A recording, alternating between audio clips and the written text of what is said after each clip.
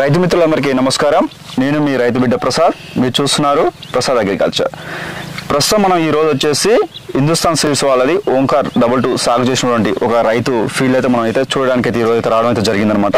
ఈ రైతు ఇంతకు ముందే మనకైతే సాగు చేయడం అయితే జరిగింది. ఇతర రకాన్ని ఎంత దిగుబడి వచ్చింది, అసలు ఈ సీడు సాగు చేయడం వల్ల రైతుకు పెట్టుబడి ఎంత అవుతుంది, తక్కువ అవుతుందా, అసలు తెగులను ఏ విధంగా తట్టుకుంటుంది అనే పూర్తి సమాచారాన్ని అయితే మనం ఈ వీడియోలో తెలుసుకునే ప్రయత్నం అయితే చేద్దాం అనమాట.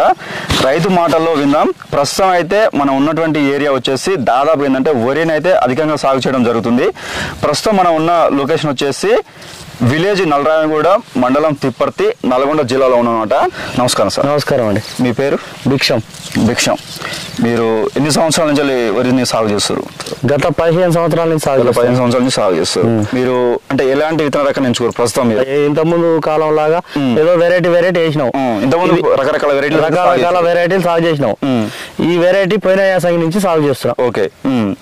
అయితే మీరు గతంలో సాగు చేసిన విత్తన రకంతో పోల్చుకుంటే ప్రస్తుతం ఓంకార్ 22 విత్తన రకంలో మీకు నచ్చిన అంశాలు ఏమున్నాయి? ఇది అగ్గి తెగులు, తాటాకు తెగులు, బూజు తెగులు అన్ని తట్టుకుంటుంది. అయితే ఇప్పుడు మీరు నారు విషయానికి వచ్చినా మనం అలాగే ప్రధాన పొలంలో నాటు వేసినా కానీ అంటే కొన్ని సందర్భంలో నార్లు పోసినప్పుడు ఏమవుతుందంటే ఎర్రబడడం, మొగి పురుగు వచ్చి పోవడం, నెక్స్ట్ వేరుకులు వచ్చి చనిపోవడం జరుగుతుంది. అంటే ఈ విత్తన రకంలో మీరు ఏమైనా అలాంటి సమస్య? విత్తన రకంలో అలాంటిది ఏమి వేరుకులు గీరుకులు ఏమీ లేదు. అయితే మీరు ప్రధాన పొలానికి ఎన్ని స్ప్రేలు చేస్తారు? ఒక 3 టైమ్స్ చేస్తాం. 3 టైమ్స్. అంటే ఎలాంటి తెగులు వస్తాయి మనకు దీనికి సాధారణంగా? మనకు మనసుకు అగ్గి తెగులు వస్తుంటది, దాదాపుగా బూజు తెగులు వస్తుంటది. ఈ ఘాటుకే స్ప్రే చేస్తాం. మొగి పురుగు ఒకసారి. అంటే మనకు సాధారణంగా వరి అంటేనే మనకు మొగి పురుగు అనేది ఎక్కువ ఉంటుంది. అయితే ఇప్పుడు ఓంకార్ 22 అనేది మొగి పురుగుని ఏమైనా తట్టుకుంటుందా? తట్టుకునే శక్తి ఉంది. అయితే ఇప్పుడు ఓంకార్ 22ని గతంలో సాగు చేశారు, నెక్స్ట్ మళ్ళీ ఇప్పుడు ఈ ఖరీఫ్ లో చేశారు. గత రబీలో మీకు ఎంత దిగుబడి వచ్చింది? నేను ఐకేపీ సెంటర్ లో పోసాను, నకరేకల్ చీమలగడ్డలో. వాళ్ళ మ్యాషర్ ప్రకారం 40 క్వింటాలు వచ్చింది ఒక్క ఎకరం. అయితే ప్రస్తుతం మనం మీ సరౌండింగ్ లో కావచ్చు, మీ ఊర్లో కావచ్చు, ఎక్కువ శాతం ఏ విత్తన రకాన్ని సాగు చేస్తారు?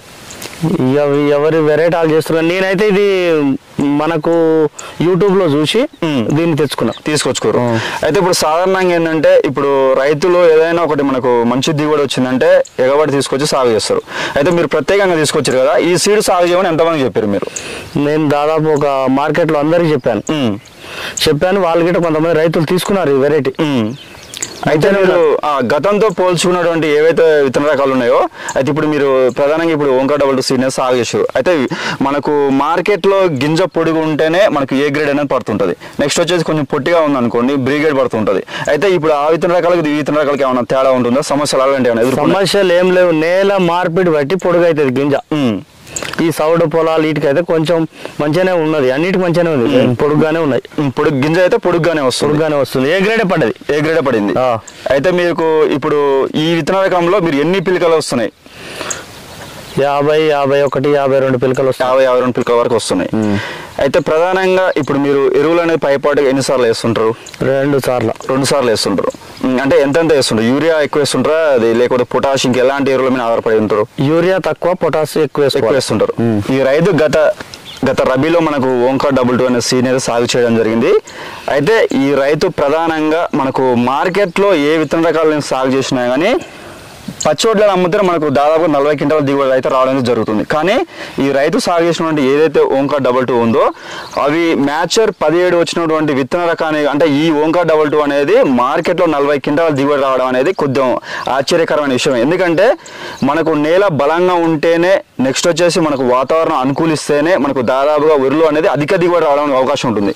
అయితే ఈ రైతు అనేది సాగు చేసినటువంటి విత్తనం ఏదైతే ఉందో ఓంకార్ 22 అనేది మనకు వాతావరణ పరిస్థితులను, అన్ని రకాల వాతావరణ పరిస్థితులను తట్టుకొని అది రబీలోనే మనకు దాదాపుగా 40 క్వింటాల దిగుబడి వచ్చిందంటే అది గొప్ప విషయం అని చెప్పవచ్చు అనమాట. కాకపోతే ఏంటంటే ఇక్కడ రైతులందరూ ఆలోచించాల్సిన విషయం ఏంటంటే, మనకి ఏదైనా సీడు మనకు అధికంగా దిగుబడి వచ్చింది అనుకోండి, ఇది ఏదో ఫేక్, ఇది రాలేదు అనుకుంటారు. కాకపోతే ఏంటంటే వచ్చినటువంటి రైతులు మన సరౌండింగ్ లో ఎంక్వైరీ చేసేసుకొని ఆ ప్లేస్ ఎక్కడ ఏంది అనేది చూసుకొని, మనకు రైతు ప్రధానంగా నష్టపోయేది ఎక్కడంటే మంచి విత్తన రకాన్ని ఎంచుకోకపోవడం వల్లనే దిగుబడి అనేది రాదనమాట. ఎందుకంటే మనకు నేల సహకరించాలి దిగుబడి విషయంలో, నేనైతే అది రాజీపడట్లేదు. కాకపోతే ఏంటంటే మనకు విత్తన రకం అనేది మనకు నెంబర్ 1గా క్వాలిటీగా ఉంటేనే మనకు దిగుబడి కూడా రావడానికి అవకాశం ఉంటుంది. రైతుకు పెట్టుబడి ఖర్చులు కూడా తగ్గడంలో కూడా విత్తనం అనేది సహకరిస్తుంది అనమాట. అందుకని ఈ రైతు మళ్ళీ గత రబీలో సాగు చేసిండు, అందుకనే ప్రస్తుత ఖరీఫ్లో కూడా సాగు చేయడం అయితే జరిగిందనమాట. ప్రస్తుత ఖరీఫ్లో మీరు ఎన్ని ఎకరాలు సాగు చేశారు? 5 ఎకరాలు. 5 ఎకరాలు సాగు చేశారు. అంటే 5 ఎకరాలు కూడా మీకు ఇప్పుడు ప్రజెంట్ ఎంతో రావచ్చు అనుకుంటారు దిగుబడి? కొంచెం ఒక 2-3 క్వింటాలు అటు ఇటు. అంటే ఖరీఫ్ లో అనేది మనకు వాతావరణం కొంచెం అటు ఇటు ఉంటుంది. దాదాపు ఒక 35-36 వస్తుండొచ్చు అనుకుంటారా? 36 ఖచ్చితంగా వస్తుంది అనుకుంటారు. ఒక 2 క్వింటాలు తగ్గొచ్చు. 2 క్వింటాలు అటు 2 క్వింటాలు అయితే తగ్గొచ్చు. అయితే సరే, కటింగ్ అయినాక దాన్ని చూద్దాం. అంటే ప్రధానంగా ఇప్పుడు మీరు రైతులకు ఏం చెప్పదలుచుకోరు మీ మాటల్లో? అంటే వేరే వేరే రకాల విత్తనాల రకాలు సాగు చేస్తుంటారు నార్మల్ గా. అంటే కొత్త రకాల సీడ్ వచ్చినా కానీ వేస్తుంటారు. కాకపోతే అంటే అన్ని కొత్తగా వచ్చిన విత్తనాలు అధికంగా దిగుబడి రాకపోవచ్చు. అయితే మీరు ఈ విత్తన రకంలో రైతులకు ఏం చెప్పదలుచుకోరు? అసలు రైతులకు రోగ నిరోధక శక్తి ఎక్కువ ఉంది దీనికి ఎక్కువ ఉంది. ఓకే, దాన్ని దృష్టిలో పెట్టుకోవాలి. ఈ విత్తనాలు సీడు విషయం కంటే మంచిగా ఉంది. ఇక వేరే వెరైటీలు అంటే మనకు వాళ్ళు రైతులు చూస్తూనే ఉంటారు. ఇంతకు ముందు సాగు చేసిన విత్తన రకాలు ఎంత వచ్చింది మీకు దిగుబడి? ఇంత ముందు చేసినప్పుడు 32 క్వింటాలు, 30. ఏది మనకు ఐకేపీ సెంటర్ లో 28 క్వింటాలు. అత్యధికంగా వచ్చింది అయితే ఇదే. అత్యధికంగా దిగుబడి వచ్చింది అయితే ఇదే మీకు.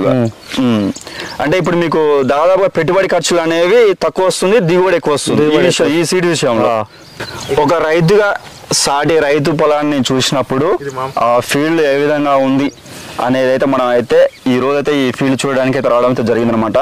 పలానా రైతుకు మంచి దిగుబడి వస్తుందనే విషయాన్ని తెలుసుకొని మనమైతే ఈ రోజైతే ఈ ఫీల్డ్ చూడడానికి అయితే రావడం అయితే జరిగిందనమాట. ఒక రైతు బిడ్డగా నేను కూడా అయితే ఫీల్డ్ అయితే చూడడం జరిగింది. ఎందుకంటే మనకు రైతుకు ఎలాంటి విత్తన రకం కావాలో అలాంటి విత్తన రకమే సాటి రైతు ఎంచుకోవడం అయితే జరిగిందనమాట. అంటే చూస్తేనే తెలిసిపోతుంది మనకు ఈ ఫీల్డ్ అంటే ఖచ్చితంగా దిగుబడి వచ్చే విత్తన రకం అనేది చెప్పడం అయితే జరుగుతుంది అనమాట. ఎందుకంటే ఇక ఫీల్డ్ చూస్తే తెలిసిపోతుంది ఆ యొక్క కంకి యొక్క నాణ్యత, వచ్చినటువంటి పిలకలు మనకు చూస్తే అర్థమైపోతుంది అనమాట. అందుకనే ఈ రైతు దిగుబడి వస్తుంది కాబట్టే హిందుస్థాన్ సీడ్స్ వాళ్ళదైతే ఓంకార్ డబుల్ అనేది సాగు చేయడం అయితే నాకైతే అర్థమవుతుంది అనమాట. ఫ్రెండ్స్, ఇది మనకు రైతు యొక్క అనుభవం అయితే ఇదనమాట. అయితే సాగు చేసినటువంటి ఏదైతే ఓంకార్ డబుల్ ఉందో, అంటే నా గతంలో నేను చాలా విత్తన రకాలు సాగు చేసినా నాకు పెట్టుబడి ఖర్చులు ఎక్కువ వస్తున్నాయి. కాకపోతే ఏంటంటే ఈ విత్తన రకాన్ని తీసుకొచ్చిన తర్వాతకి మాత్రమే నాకు అంటే స్ప్రేలు కూడా తక్కువనే చేస్తుండు. దాదాపు 2 రకాల స్ప్రేలు మాత్రం చేస్తున్నాడు. అంటే కలుపుమంతోడు కాకుండా 2-3 స్ప్రేలు చేస్తుండంట. దిగుబడి కూడా బాగానే వస్తుంది, నాకు పిలికలు కూడా ఎక్కువనే వస్తున్నాయి.